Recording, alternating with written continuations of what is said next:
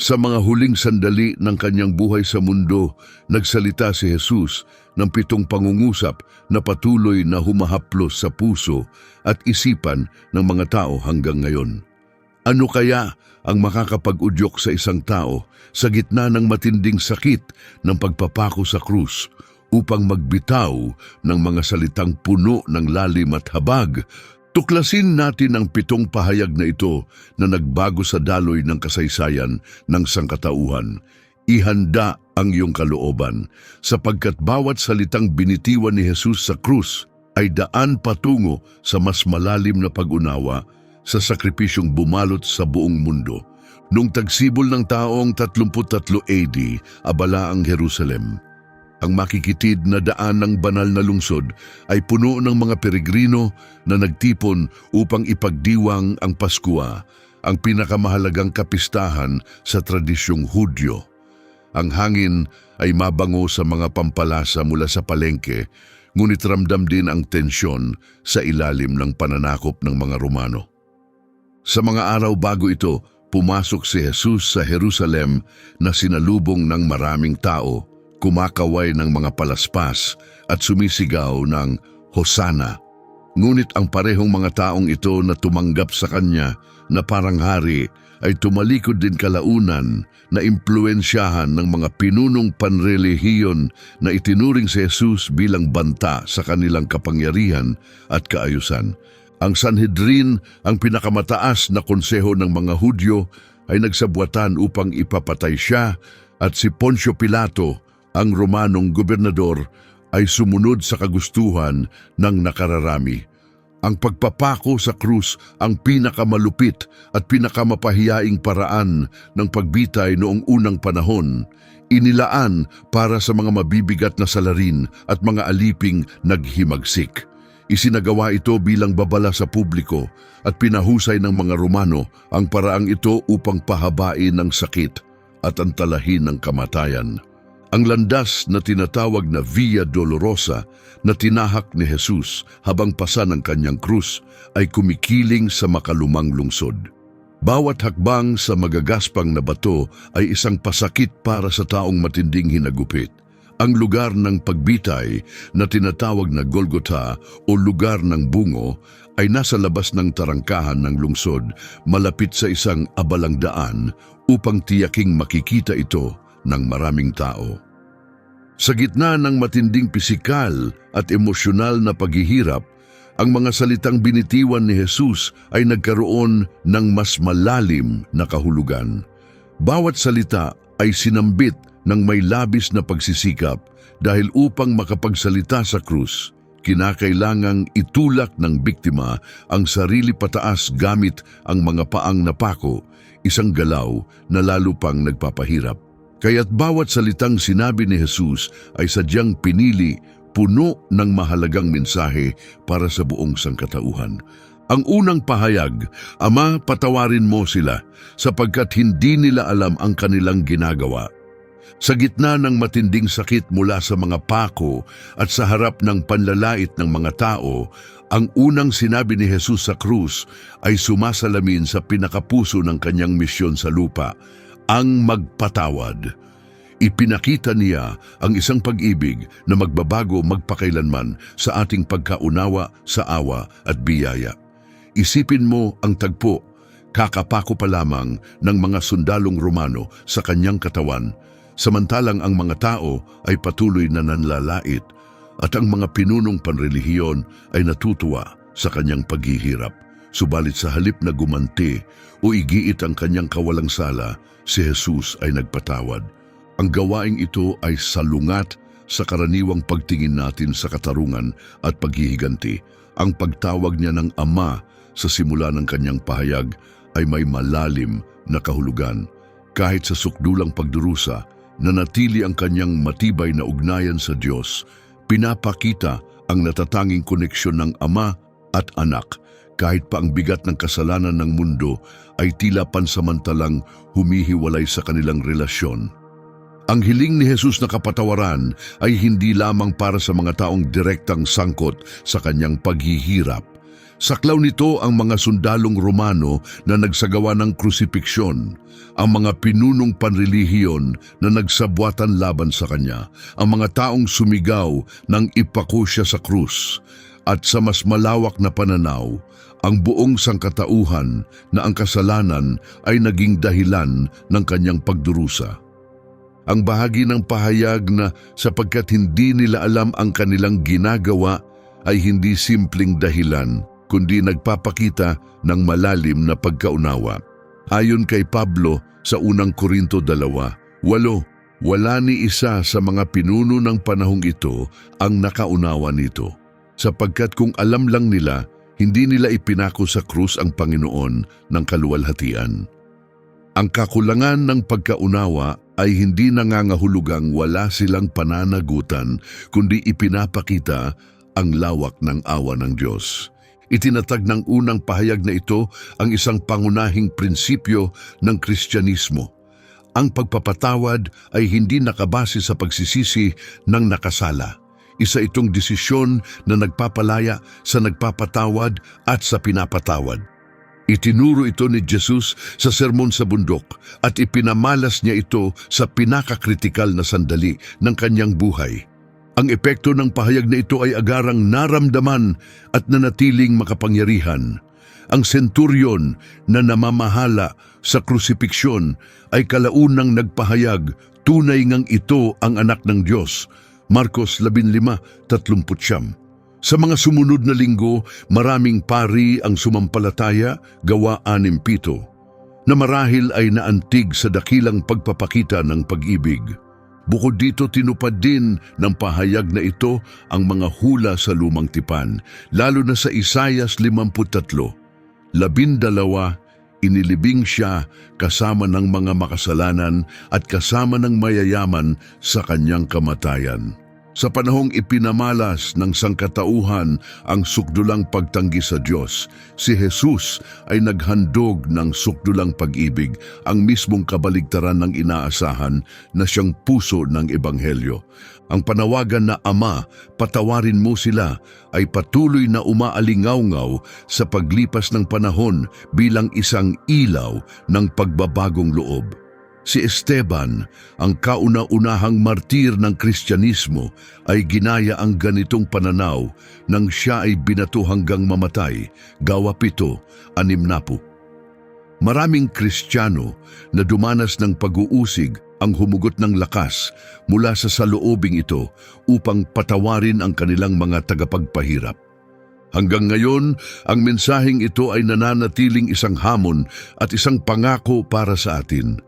Hinihimok tayong magpatawad kahit sa mga sitwasyong tila imposible, at pinapaalalahanan tayong ang kapatawaran ng Diyos ay bukas sa lahat, gaano man kabigat ang kasalanan. Ang ikalawang pahayag, tinitiyak ko sa iyo, ngayon din ay sasama ka sa akin sa paraiso.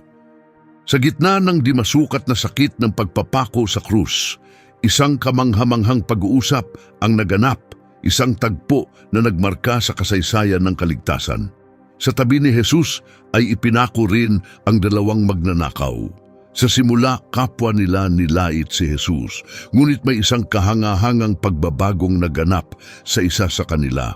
Ayon sa Lucas 23:39 hanggang 43, ang mahalagang tagpong ito ay nagpakita ng biglaang pagkaunawa ng isang kriminal sa kung sino talaga si Jesus, na lumampas sa pisikal na paghihirap na dinaranas niya.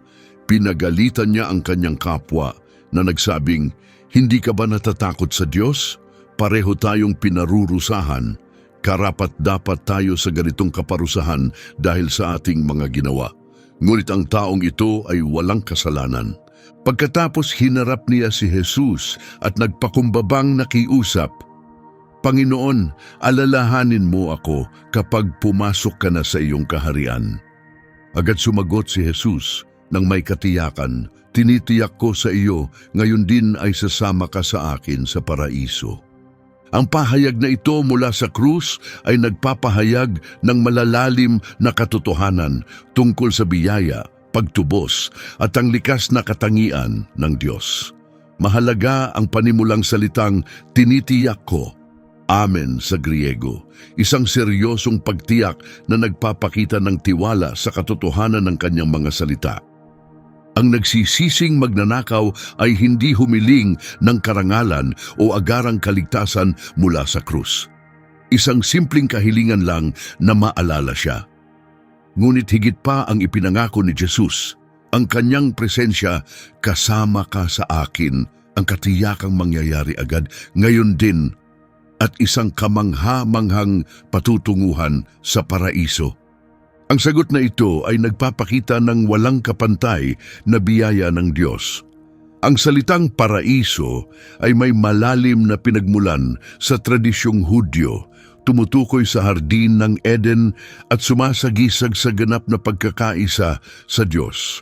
Hindi lamang ipinangako ni Jesus ang pagpasok sa lugar na ito, kundi pati ang kanyang sariling presensya roon. Ang kaligtasan ay higit pa sa patutunguhan. Ito ay tungkol sa relasyon. Ang tagpong ito ay nagpapabulaan sa ilang karaniwang maling pananaw tungkol sa kaligtasan.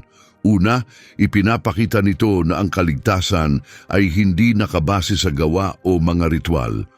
Walang pagkakataon ng magnanakaw para sa bautismo, pagsisisi o paggawa ng kabutihan. Ikalawa, ipinapakita na hindi kailanman huli ang tunay na pagsisisi. Ikatlo, pinapatunayan nito na ang kaligtasan ay isang agarang kaloob ng biyaya ng Diyos, hindi kailangang pagtrabahuhan. Ang pananampalatayang ipinakita ng nagsisising magnanakaw ay kahanga-hanga.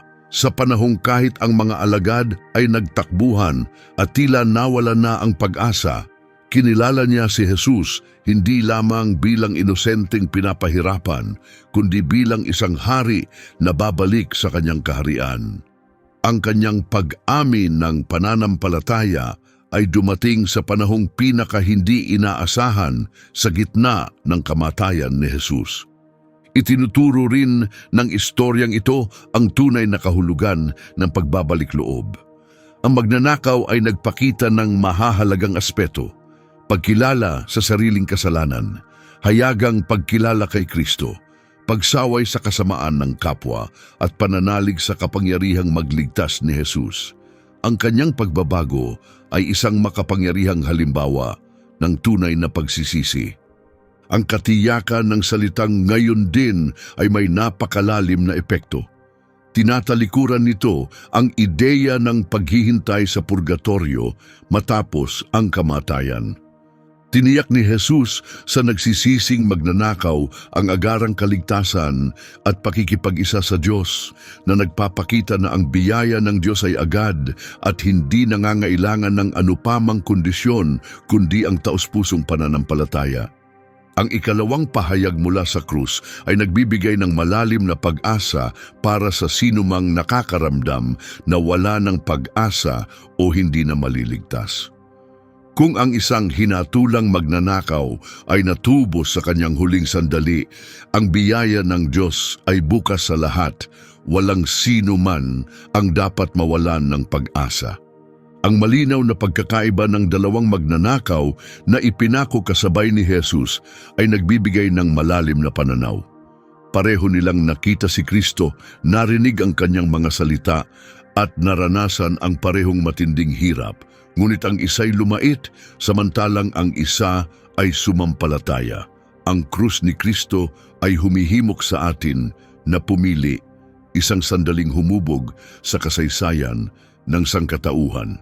Ang ikatlong salita, babae, narito ang iyong anak, narito ang iyong ina. Sa isang mahalagang yugto sa kasaysayan ng kaligtasan, si Jesus ay huminto upang ipakita ang isang maselang kilos ng pagmamahal sa pamilya. Iniharap niya ang kanyang paningin kay Maria, ang kanyang ina, at kay Juan, ang disipulong pinagkakatiwalaan niya. Kanyang winika, babae, narito ang iyong anak. At pagkatapos ay sinabi kay Juan, narito ang iyong ina. Juan 19:26-27.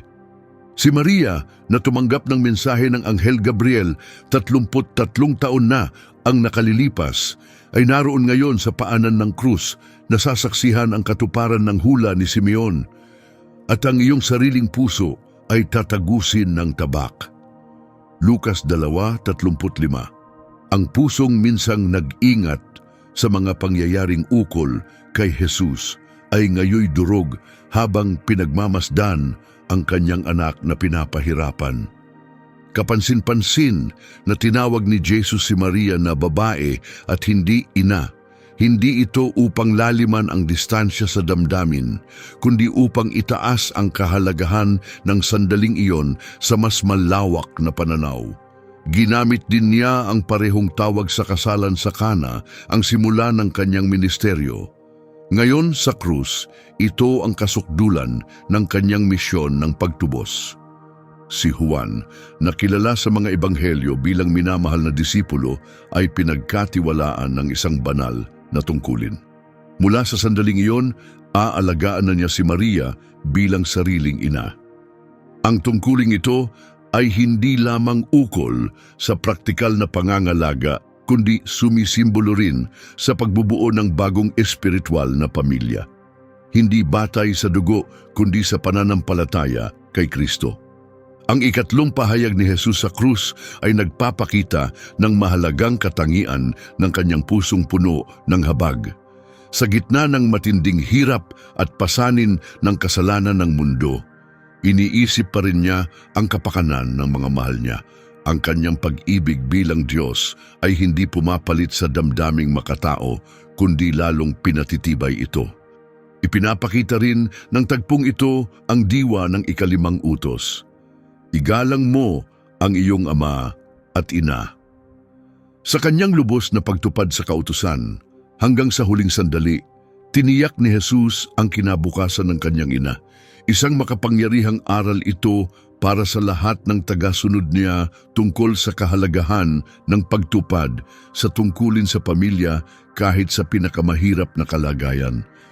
Ang presensya ni Maria at Juan malapit sa krus sa gitna ng kawalan ng iba pang disipulo kasama ang iba pang babaeng tapat kay Jesus ay patunay na ang tunay na pag-ibig ay nananatili sa harap ng matitinding pagsubok. Higit pa rito, ang pangyayaring ito ay may malalim na kahulugan sa estruktura ng simbahan.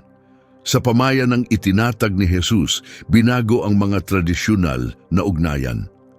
Ang simbahan ay nakikita bilang isang espiritual na pamilya kung saan ang pananampalataya ay kasing halaga ng ugnayan sa dugo. Si Juan ay kumakatawan sa lahat ng mananampalataya. Tinatawag tayong tratuhin ang isa't isa bilang tunay na pamilya. Ang pagkalinga ni Jesus sa kanyang ina sa gitna ng isang espiritual na sandali ay nagpapatunay na ang tunay na buhay espiritual ay hindi kailanman hiwalay sa ating mga responsibilidad sa kapwa. Sa rurok ng kanyang misyon, inuna niya pa rin ang pangangailangan ng mahal niya sa buhay. Si Maria na nakamasid sa paghihirap ng kanyang anak ay sumasagisag sa lahat ng mga taong nagdurusa habang pinagmamasdan ang sakit ng mga minamahal nila. Ang tabak na tumagos sa kanyang puso ay sumasalamin sa pighating dinanas ng napakaraming tao sa kasaysayan. Ang mga salitang sinabi ni Jesus ay nagbibigay ginhawa at bagong pag-unawa sa pagharap sa matinding pagsubok. Para sa unang simbahan, napakahalaga ng tagpong ito. Si Maria ay naging mahalagang tauhan sa lumalagong pamayanang Kristiyano, gaya ng mababasa sa mga gawa kung saan naroon siya sa silid itaas matapos ang pag-akyat ni Jesus. Si Juan, na tapat sa kanyang tungkulin, ay naging daluyan ng maraming alaala tungkol kay Jesus, lalo na yaong mga nasaksihan ni Maria. Ang ikaapat na salita, Diyos ko, bakit mo ako pinabayaan? Nang sumapit ang ika-6 na oras, isang kakaibang kadiliman ang bumalot sa buong lupain. Sa gitna ng dilim na iyon, narinig ang isa sa pinakamatinding pag-iyak sa buong kasaysayan. Eli, Eli, lema sabachthani? Diyos ko, bakit mo ako pinabayaan? Mateo 27:46.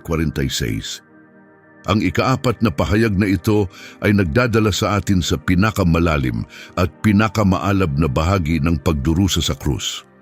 Ang pagdaing na ito na sinambit sa orihinal na wikang Aramaic ay tumutukoy sa awit 22, isang propetikong salmo na inilarawan ang pagdurusa ng Mesiyas. Higit pa sa simpleng pagsipi, ito ay pagpapahayag ng tapat at masakit na damdamin ni Jesus habang nararanasan niya ang isang hindi pa kailanman nangyaring paghihiwalay mula sa Ama. Ang pakiramdam ng pagiging pinabayaan na naranasan ni Jesus ay napakalalim. Mula sa walang hanggang pakikipag-isa sa Ama, siya ngayon ay humarap sa bangungot ng ganap na pag-iisa. Gaya ng ipinaliwanag ni Pablo, ang hindi nakakakilala ng kasalanan ay ginawang kasalanan alang-alang sa atin. 2 Korinto 5:21. Kapansin-pansin na tinawag pa rin ni Jesus ang Diyos bilang Diyos ko kahit sa gitna ng matinding kalungkutan. Ang kanyang pananampalataya ay nanatiling matatag sa kabila ng kadilimang bumabalot sa kanyang damdamin. Isa itong makapangyarihang aral para sa sinumang dumaraan sa madidilim na yugto ng kanilang espiritual na buhay. Ang tanong na bakit sa ganitong konteksto ay hindi nagpapahiwatig ng pagkalito o pagdududa. Ganap na nauunawaan ni Jesus ang layunin ng kanyang sakripisyo. Sa halip, ito ay sumasalamin sa bigat ng sandaling iyon. Ang walang hanggang anak ng Diyos ay pasan ang buong galit ng Diyos laban sa kasalanan ng sangkatauhan. Ang panawagang ito ay nagbibigay ng malalim na pananaw sa tunay na halaga ng ating kaligtasan. Ang pag-iisa na naranasan ni Jesus ay refleksyon ng kaparusahang dapat nating danasin. Sa pag-ako niya ng ating lugar at pagtanggap ng parusa, iniligtas niya tayo mula sa walang hanggang pagkakahiwalay sa Diyos. Higit pa rito, ipinapakita ng tagpong ito ang lawak ng pag-ibig ng Diyos. Ang amang minsang nagsabi, "Ito ang minamahal kong anak na labis kong kinalulugdan," ay tumalikod ng paningin, hindi dahil sa kawalan ng pagmamahal, kundi dahil sa labis niyang pagmamahal sa sangkatauhang naligaw. Sa krus, nagtagpo ang hustisya at awa ng Diyos sa pinakamaselang kilos ng pagtubos. Ang 3 oras ng kadiliman na bumalot sa lupa ay nagpapahiwatig ng kosmikong kahalagahan ng mga pangyayaring ito. Hindi ito isang simpleng pagbitay lamang. Ito ay labanan ng liwanag at kadiliman. Habang ang liwanag ng sanlibutan ay nilamon ng dilim, ito ay upang iligtas tayo mula sa kaharian ng kadiliman tungo sa liwanag.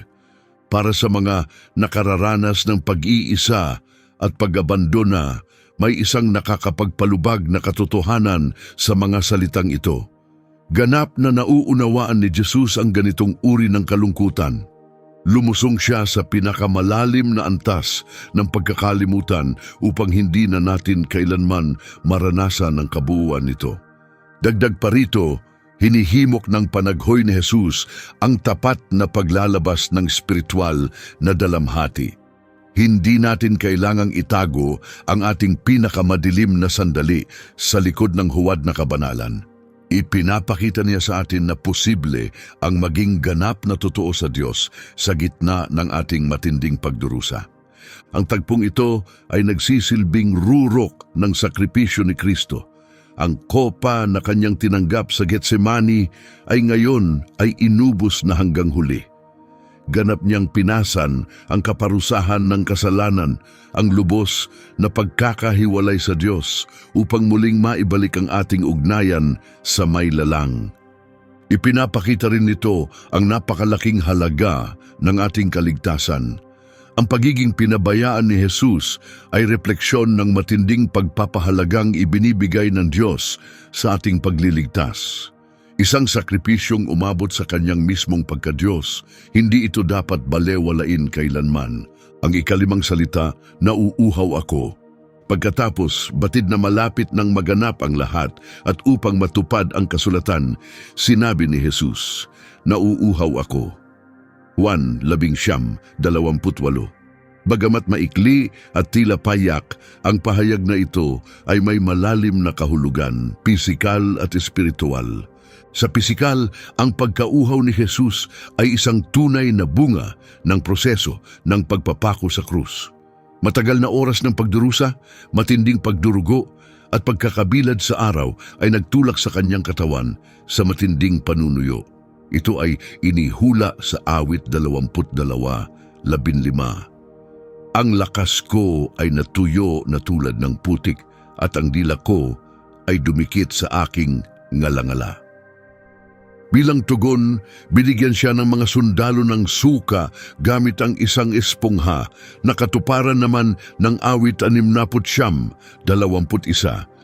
Binigyan nila ako ng lason bilang pagkain at suka ang ipinainom sa aking pagkauhaw. Ang suka ay isang maasim na inumin na karaniwang iniinom ng mga sundalong Romano. Kaiba ito sa alak na may mira na unang inalok kay Jesus, ngunit tinanggihan niya.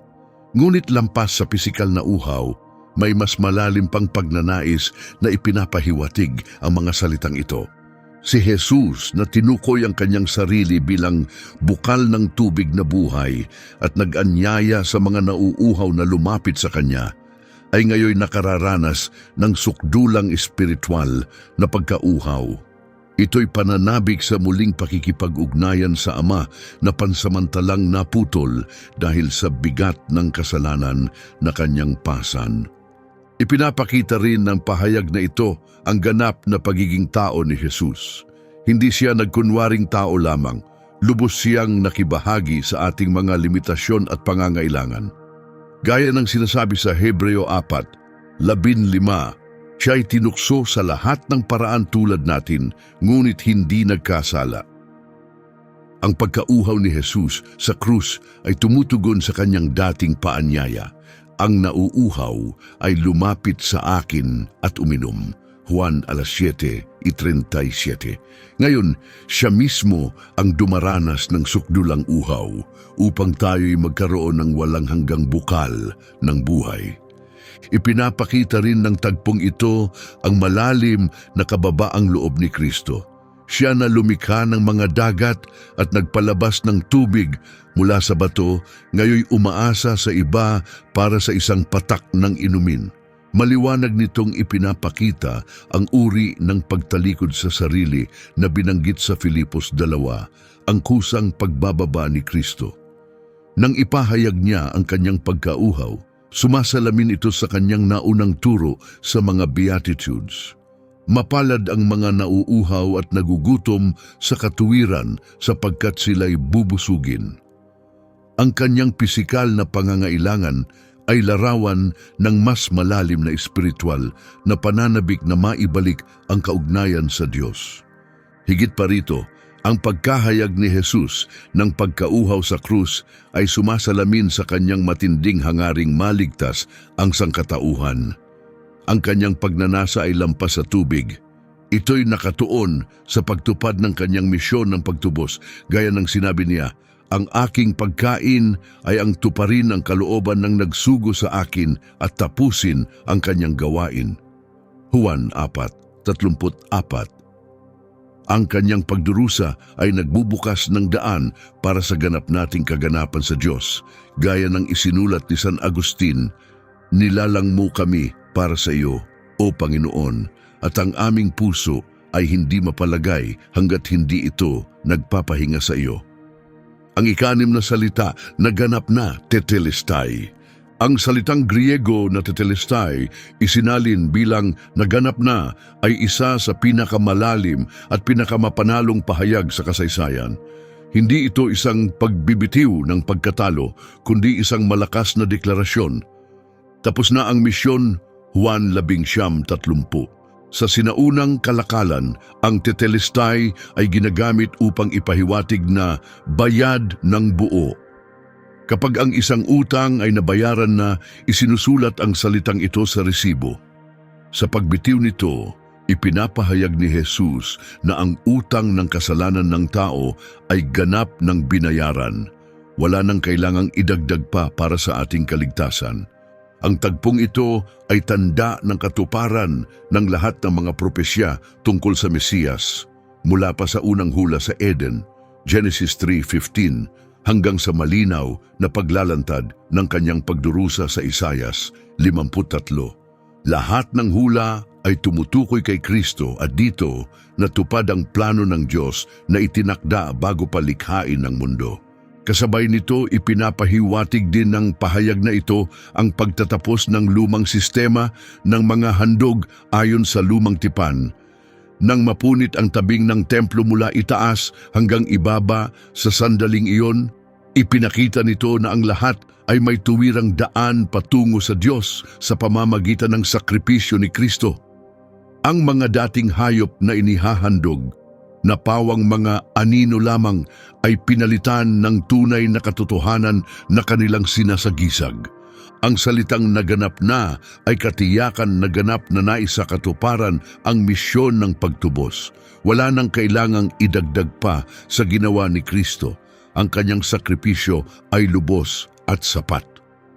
Gaya ng sinasabi sa Hebreo 10:14, sapagkat sa isang handog, kanyang pinasakdal magpakailanman ang mga ginagawang banal. Bukod pa rito, ang pahayag na ito ay sumisimbolo sa ganap na pagkatalo ni Satanas. Tinupad nito ang sinaunang hula na ang binhi ng babae ay dudurog sa ulo ng ahas na natupad sa tagumpay ni Kristo sa krus. Ipinaliwanag ito ni Pablo sa Kolosas 2:15.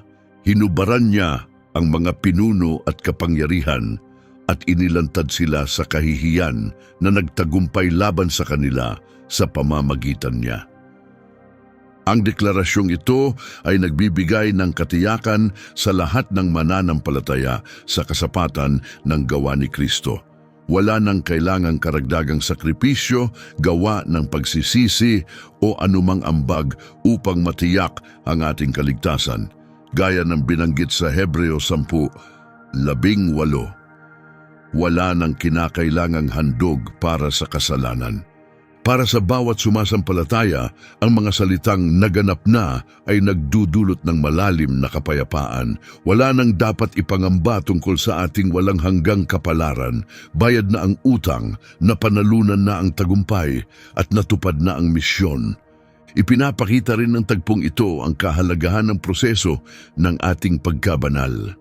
Bagamat ang paglago kay Kristo ay isang tuloy-tuloy na paglalakbay, ang pundasyon ng ating pagbabago ay matibay na itinayo sa krus. Tayo'y kumikilos hindi upang makamit ang tagumpay, kundi mula sa posisyon ng tagumpay. Ang matagumpay na sigaw ni Jesus ay umaalingaw-ngaw sa kasaysayan. Paalala na ang ating pinakamalakas na sandali ay madalas nagmumula sa ating pinakamahinang kalagayan. Sa mga oras ng tila pagkatalo, maaari nating ulitin ang mga salita ni Pablo. Salamat sa Diyos na nagbibigay sa atin ng tagumpay sa pamamagitan ng ating Panginoong Hesukristo. 1 Corinto 15:57. Ang ikapitong salita, Ama, sa iyong mga kamay ay ipinagkakatiwala ko ang aking espiritu. Sa mga huling salita ni Jesus sa lupa, ayon kay Lucas 23:46, kanyang winika, Ama, sa iyong mga kamay ay ipinagkakatiwala ko ang aking espiritu. Ang muling pagtawag niya sa Diyos bilang Ama ay nagpapahiwatig na ang pansamantalang pagkalayo na kanyang nadama sa nakaraang panaghoy ay ngayon ay nalampasan na. Muling buo ang ugnayan, natapos na ang misyon.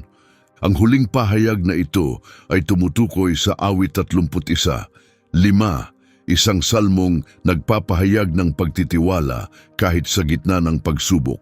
Sa harap ng kamatayan, ipinakita ni Jesus ang walang alinlangan niyang tiwala sa Ama. Ang kanyang pagsuko ay hindi bunga ng kawalan ng pag-asa, kundi isang malay at voluntaryong pagpapasa ng kanyang buhay. Ang salitang ipinagkakatiwala sa orihinal na Griego ay nangangahulugang sadyang hakbang ng tiwala. Hindi siya basta bumigay sa kamatayan, hawak niya pa rin ang kapangyarihan hanggang sa kanyang huling hininga, tinutupad ang kanyang sinabi, Walang sino mang kukuha ng buhay ko sa akin. Kusa ko itong ibinibigay. Juan 10:18. Ang banggit ng mga kamay ng Ama ay sumasalamin sa larawan ng proteksyon at banal na pangangalaga. Ang parehong mga kamay na lumikha sa sansinukob, gumabay sa Israel at sumusuporta sa mga matuwid. Ipinagkatiwala ni Jesus ang kanyang espiritu sa mga kamay na iyon na may ganap na kapayapaan. Ang tagpong ito ay nagsisilbing huwaran sa lahat ng mananampalataya. Si Esteban, ang unang martir ng pananampalataya, ay inulit ang mga salitang ito nang siya'y papatayin. Panginoong Jesus, tanggapin mo ang aking espiritu. Gawa 7:50. Sa kasaysayan, maraming mananampalataya ang humugot ng lakas at kaaliwan mula sa mga salitang ito sa harap ng kamatayan. Itinatampok din ng tagpong ito ang Trinidad na aspeto ng kaligtasan. Ang anak ay kusang loob na isinusuko ang kanyang sarili sa Ama sa pamamagitan ng walang hanggang espiritu, Hebreo 9:14. Ang kusang pagsuko ng kanyang espiritu ay hudyat ng paglipat mula sa kanyang pagpapakababa sa mundo tungo sa kaluwalhatian ng langit. Ipinahayag rin ni Pablo ang pagbabagong ito. Nagpakababa siya at naging masunurin hanggang kamatayan, maging sa kamatayan sa krus. Kaya naman siya ay lubos na itinaas ng Diyos. Filipos 2:8. Para sa mga mananampalataya ngayon, ang mga huling salitang ito ay nagsisilbing malalim na huwaran, isang buhay at kamatayan na may tiwala, kapanatagan, at pagsuko sa isang mapagkakatiwalaang Diyos. Makikita sa mga huling sandali ni Jesus ang ganap na katiyakan sa soberanong proteksyon ng Diyos. Ang kapayapaan niya sa huling hininga ay matinding kaibahan sa hirap na kanyang tiniis. Naabot na ang tagumpay, natapos na ang misyon, at kanyang inihabili ng Espiritu sa kapayapaang ipinangako niya. Kapayapaan ang iniiwan ko sa inyo, ang aking kapayapaan ang ibinibigay ko sa inyo. Juan 14:27. Ang mga salitang ito ay nagbibigay liwanag sa kalikasan ng kamatayan para sa mga sumasampalataya. Hindi ito isang wakas, kundi isang pagdaan, hindi pagkawala, kundi paglipat sa presensya ng Ama. Gaya ng sinabi ni Pablo, ang mabuhay ay kay Kristo at ang mamatay ay pakinabang. Filipos 1:23. Ang 7 huling salita ni Jesus sa krus na nagtatapos sa ganitong ganap na pagsuko sa Ama ay magandang salamin ng kanyang pag-ibig, layunin at likas. Inilalatag nila ang landas tungo sa pagtubos, pakikipagkasundo at buhay na walang hanggan kasama ang Diyos. Ang 7 pahayag na ito ay bumubuo ng isang napakalalim na himig ng banal na pag-ibig. Bawat isa ay nagpapakita ng kakaibang aspeto ng kanyang misyon ng kaligtasan at ang kanyang walang hanggang kahalagahan sa sangkatauhan. Maglaan tayo ng sandali upang pag-isipan kung paanong ang mga salitang ito ay magkakaugnay at patuloy na umaalingaw-ngaw sa ating mga buhay ngayon. Mula sa malalim na pagpapatawad sa unang pananalita hanggang sa ganap na pagtitiwala sa huli. Masdan natin ang isang perpektong arko ng pagtubos. Nagsimula ito sa Ama, patawarin mo sila, at nagwakas sa Ama, sa iyong mga kamay ay ipinagkakatiwala ko ang aking espiritu na nagpapakita ng kumpletong pagbabalik loob sa Diyos. Sa pagitan ng mga hanggahang ito, ganap na ipinakita ang lawak ng pag-ibig ng Diyos. Ang katiyakan sa magnanakaw ay nagpapakita ng agarang at malayang kaligtasan. Ang kanyang malasakit sa kanyang ina ay patunay na pinalalalim ng pag-ibig ng Diyos ang ugnayang pampamilya. Ang masakit na sigaw ng pag-iisa ay nagpapaalala sa atin ng halaga ng ating kaligtasan. Ang nauuhaw ako ay nagpapahayag ng kanyang ganap na pakikibahagi sa ating kahinaan. Ang pahayag na naganap na ay nagpapatibay na natapos na niya ang kanyang misyon. Ang mga pahayag na ito ay patuloy na may malaking epekto sa ating panahon. Tinuturuan tayo ng pagpapatawad kahit sa harap ng kasalanan. Binibigyan tayo ng pag-asa sa oras ng pagkakahiya. Itinuturo ang halaga ng pag-aalaga sa isa't isa. Nagbibigay ng kaaliwan sa oras ng pag-iisa. Paalala ng ating pagiging tao. Pagpapatunay ng ganap na tagumpay. At imbitasyon upang ipagkatiwala natin ng lubos ang ating sarili sa Diyos sa lahat ng pagkakataon. Ang matatag na impluensya ng 7 huling pahayag na ito ay hindi lamang bumago sa daloy ng kasaysayan ng sangkatauhan, kundi patuloy ring bumabago sa mga buhay ng bawat isa. Inaanyayahan tayo ng mga salitang ito sa isang landas ng pananampalataya, isang paglalakbay na humaharap sa parehong pagdurusa at tagumpay. Niyayakap ang ating pagiging tao at ang ating pagkakaugnay sa banal at tumatawid mula sa kamatayan patungo sa buhay. Sa pagninilay sa mga huling pananalita ni Jesus, tayo'y hinihimok hindi lamang na pag-isipan ng mga ito, kundi isabuhay. Bawat pahayag ay nananawagan ng tugon, magpatawad tulad ng ating tinanggap na kapatawaran, manampalataya gaya ng kanyang pananampalataya, magmahal gaya ng kanyang ipinakitang pag-ibig. Ang 7 pahayag mula sa krus ay nananatiling simbolo ng pag-asa at pagbabago para sa lahat. Isang paalala na sa pinakamadilim na yugto ng kasaysayan, lumitaw ang pinakamaliwanag na liwanag ng pag-ibig ng Diyos. Bilang mga tapat na alagad ni Kristo, panatilihin natin ang pamana ng mga salitang ito sa ating puso at isabuhay natin ito sa bawat araw. Maraming salamat sa panunood ng video na ito hanggang sa dulo. Kung ito'y nakapagbigay sa iyo ng inspirasyon, pakibigyan ito ng like, mag-iwan ng komento sa ibaba at mag-subscribe sa aming channel para wala kang mamiss sa aming mga susunod na nilalaman. Ngayon, bakit hindi mo subukan ang isa sa 2 video na nakasuggest sa iyong screen? Piliin ang isa na pinakakumakatawan sa iyo at ipagpatuloy ang paglalakbay kasama namin. Salamat muli at hanggang sa muli.